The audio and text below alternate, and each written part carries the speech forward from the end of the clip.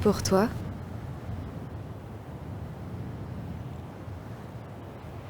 c'est quoi la vie?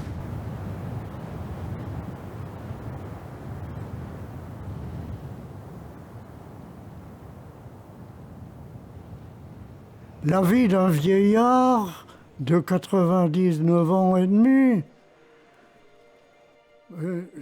c'est quelque chose qui tient à un fil. Oh, alors là, c'est difficile à répondre cette fois-là. J'en sais rien. Je ne peux pas vous dire exactement, c'est... La vie, c'est des moments de plaisir et des moments de solitude, des moments de tristesse, mais c'est que des moments. Quand il y a un haut, il y a un bas. Quand il y a un bas, il y a un haut. Vous savez, on est riche de ce qu'on donne. Hein. J'étais en Espagne, j'étais en Italie, j'ai fait partie d'une chorale, j'ai même été en Tchécoslovaquie, en Pologne. On a même chanté dans un camp de concentration à Auschwitz. Votre vie, elle a été comment à vous? Bon, ma foi, ça n'a pas été si mal que ça. Au début, on a connu l'évacuation. C'était un peu triste. Mais le principal but dans la vie, c'est de fonder une famille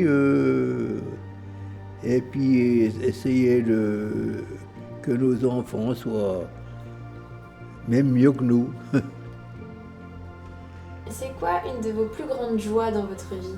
Quand je me suis mariée, parce que je suis bien tombée, sans connaître beaucoup mon mari. J'ai connu très peu. C'est un coup de bol d'être bien tombée. Moi, j'aimais bien ma vie.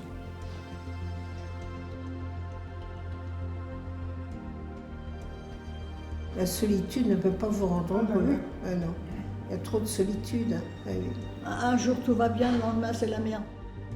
Je peux encore me tourner beaucoup vers mes petits-enfants qui me le rendent bien.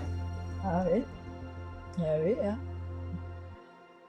Notre bonheur ici, je crois, dépend beaucoup de la famille quand je les entends. Parce qu'elles voient souvent leur famille. Et quand on ne voit pas souvent sa famille, déjà, ça change tout.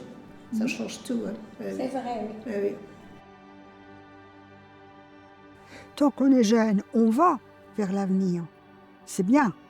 Mais après commence la vieillesse. Et là, c'est pas la même chose. Hein. Mais je me rends heureux. Je me rends heureux. Je fais de la peinture. Je vous assure que c'est un sacré passe-temps, hein, quand on le prend un peu au sérieux, ce que j'ai fait toute ma vie.